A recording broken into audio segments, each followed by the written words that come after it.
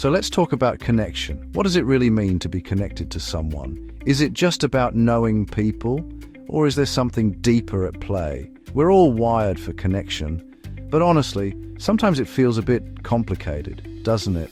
Let's try to break it down together. Interpersonal relationships, that sounds warm, doesn't it? Almost dangerously warm, like, scented candles, group hugs, and someone saying, let's all share how we feel. But in emotional intelligence, and specifically in the framework used by Stein, interpersonal relationships means something much sharper. It is the ability to establish and maintain mutually satisfying relationships. Relationships marked by intimacy, trust, compassion, and the ability to give and receive affection. In normal language, it's your ability to build real human connection. Not contacts, not followers, not people who once liked your post about authentic leadership. Real relationships, the kind where there is trust, warmth, mutual support, and enough honesty that you don't have to perform a better version of yourself every time you enter the room. And that is why this matters, because, so many people are surrounded by other people, but still not truly connected. You can have colleagues, neighbors, family groups, WhatsApp groups, LinkedIn connections, Teams chats, birthday reminders, and still feel that nobody really knows you. Modern life has made contact very easy. Connection, unfortunately, still requires effort. I know this myself. I would love to say I have always handled relationships with calm wisdom, emotional maturity, and a perfectly balanced cape. But no. I've also made the classic mistake, assuming that because I am busy, present, useful, polite, and occasionally wearing blue, I am automatically maintaining relationships. So, this brings us to the deeper questions of emotional intelligence. What does it really mean to connect with others? How do we go beyond just exchanging messages and actually build understanding, trust, and empathy? These are the questions that, honestly, we all have to wrestle with, no matter how many contacts we have in our phones. That is not true. Being around people is not the same as being available to them. Helping people is not always the same as being close to them. And being polite is not always the same as being honest. Interpersonal relationships, in the EQ sense, ask a deeper question. Can people trust you emotionally? Can they rely on you? Can you show warmth without becoming dependent? Can you be independent without becoming distant? Can you give support? And equally important, can you receive it? That last part is often underestimated. Many capable people are good at giving help. They advise, fix, organize, rescue, explain, manage, solve. Very impressive, very noble. Also, sometimes a beautifully disguised way to avoid vulnerability. Because giving help keeps you in control. Receiving help means admitting you are human. Terrible inconvenience, I know. But emotionally intelligent relationships are not one-way streets. They are not built on one person always being strong and the other always being grateful. They're built on mutuality, mutually satisfying relationships.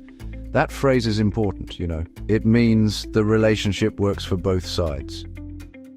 Not one person carrying the emotional furniture while the other stands there saying, "Interesting, have you tried being less sensitive?" A good interpersonal relationship has balance, not perfect balance every day. Life is not an Excel sheet, although honestly some people are trying very hard. But over time, there is give and take, listening and speaking, support and challenge, closeness and space. So how do you improve this EQ skill? First, listen better. And I do not mean just waiting silently until it is your turn to tell a better story. Real listening means you are actually trying to understand what the other person is experiencing, not just, collecting facts so you can respond cleverly. Sometimes, honestly, the most powerful sentence in a relationship is not advice. It is, "That sounds difficult," or "Tell me more," or "I did not realize it felt that way for you." Simple sentences, no fireworks, no TED Talk, no heroic soundtrack, but they open a door. Second, show consistent attention. Relationships do not usually collapse because of one dramatic event. Often, they fade through neglect. You forget to ask, you postpone the call, you assume they know you care, you think, "I'll check in later." And later becomes Well, somewhere between next Thursday and never. A relationship grows when people feel remembered without having to perform an emergency. So send the message. Ask the question. Remember the thing they told you.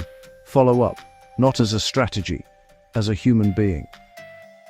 Third, practice emotional honesty. This does not mean unloading every feeling immediately, preferably in a restaurant. It means being clear enough that the other person does not have to guess forever.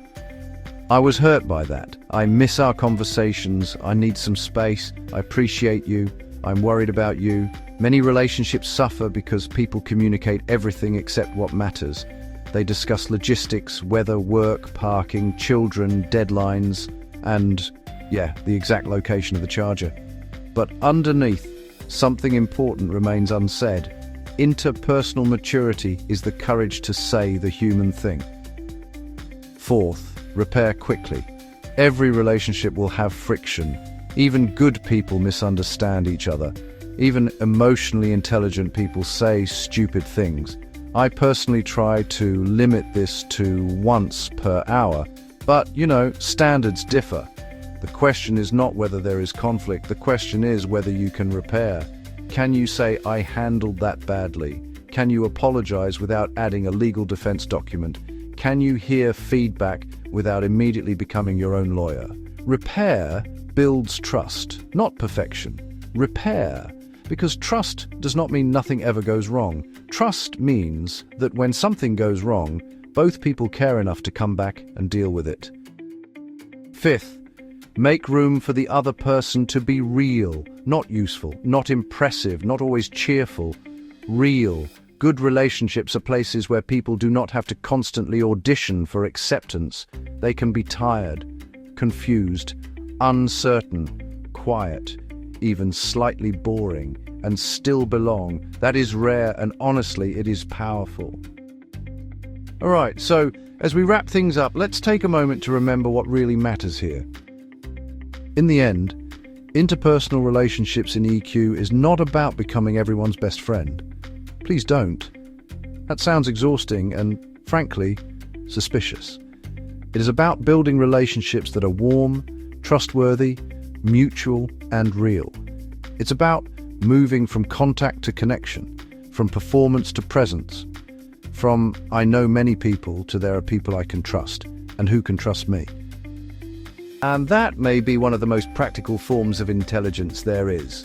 Because, success is rarely a solo performance. Life is difficult enough already. Doing it without real connection is like trying to assemble furniture in the dark, alone, without the manual, while pretending you enjoy minimalism. So, perhaps the question is not how many people are in your network. The better question is, who actually feels safe with you? And with whom do you feel safe enough to be real?